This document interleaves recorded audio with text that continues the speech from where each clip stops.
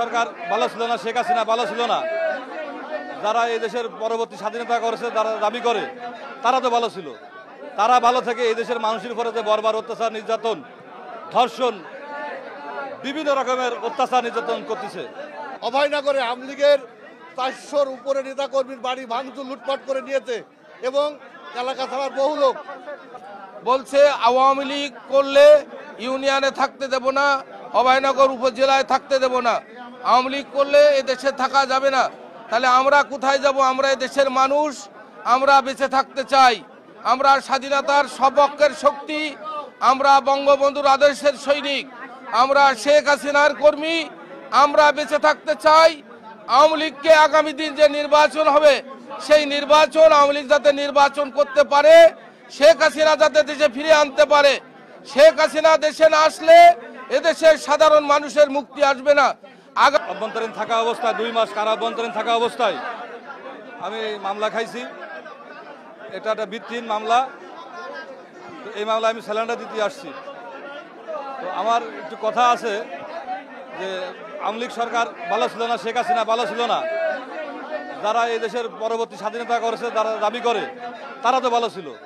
তারা ভালো থেকে এই দেশের মানুষের উপরে যে বর্বর অত্যাচার, নির্যাতন, ধর্ষণ, বিভিন্ন রকমের অত্যাচার নির্যাতন করতেছে। আর ফ্যাসিস্ট ইউনুস, সুদখোর ইউনুস, তার ব্যাপারে একটা কথা না বললেই নয়। ওনারা নোবেল পুরস্কার দেওয়া হয়েছে। আসলে কি কারণে ওনারা নোবেল পুরস্কার দিচ্ছে আমার বোধগম্য হয় না। উনি এই দেশের মানুষের লক্ষ লক্ষ মানুষের মানে আছে যে সহায় সম্মিলন হয়ে পড়েছে, আপনার আছে যে আত্মহত্যা করতে বাধ্য করেছে এই সুদ কারবারি ইউনুস।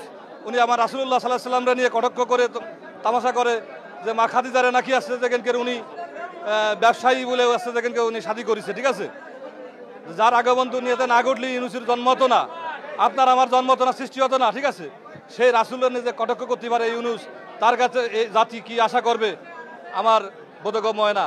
সবাই ধন্যবাদ, ভালো থাকেন, ধন্যবাদ। জয় বাংলা, জয় বঙ্গবন্ধু।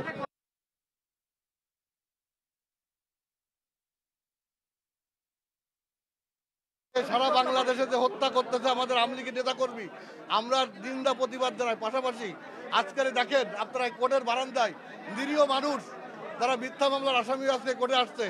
আর দ্বিতীয় কথা হচ্ছে, আপনারা জানেন অভয়নগরে আমাদের এমন কোনো ঘটনা ঘটে নাই যে আমরা আসামি হব সেই মামলার।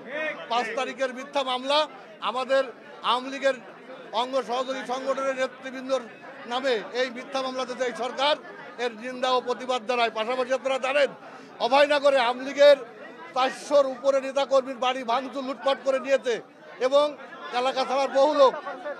আমাদের মিথ্যা মামলা দিয়ে আওয়ামী লীগ, যুবলীগ, ছাত্রলীগ, স্বেচ্ছাসেবক লীগ, মহিলা আওয়ামী লীগের নেতাকর্মীদেরকে মিথ্যা মামলা দিয়ে আমাদেরকে হয়রানি করা হচ্ছে।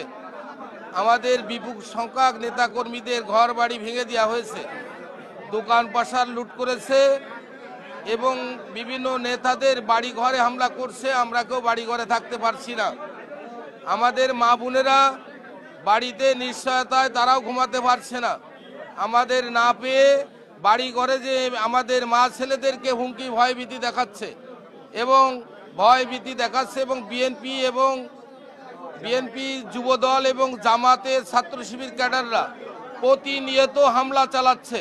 আমাদের নেতাকর্মীদেরকে মেরে ফেলার চেষ্টা করছে, ভয়ভীতি দেখাচ্ছে। বলছে আওয়ামী লীগ করলে ইউনিয়নে থাকতে দেব না, অভয়নগর উপজেলায় থাকতে দেব না, আওয়ামী লীগ করলে এদেশে থাকা যাবে না। তাহলে আমরা কোথায় যাব? আমরা এদেশের মানুষ, আমরা বেঁচে থাকতে চাই, আমরা স্বাধীনতার সপক্ষের শক্তি, আমরা বঙ্গবন্ধুর আদর্শের সৈনিক, আমরা শেখ হাসিনার কর্মী, আমরা বেঁচে থাকতে চাই। আওয়ামী লীগকে আগামী দিন যে নির্বাচন হবে, সেই নির্বাচন আওয়ামী লীগ যাতে নির্বাচন করতে পারে, শেখ হাসিনা যাতে দেশে ফিরে আনতে পারে।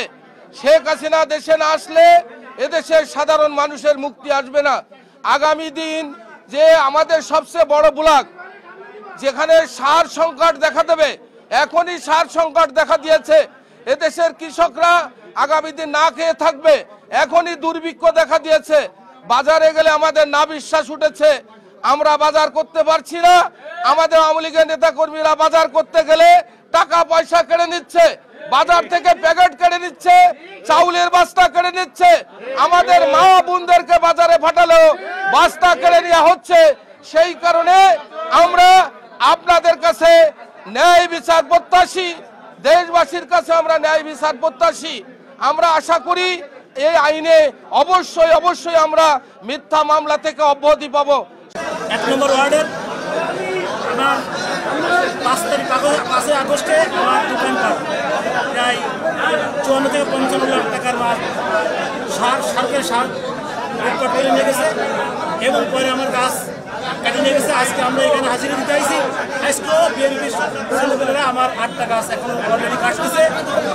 বাবুলিয়া ইউনিয়নে গরুহাট চাকরি বাজারে গাছ কেটে নিয়ে যাচ্ছে। এরা মানুষের বেকার প্রতিষেধক করতেছে। এটা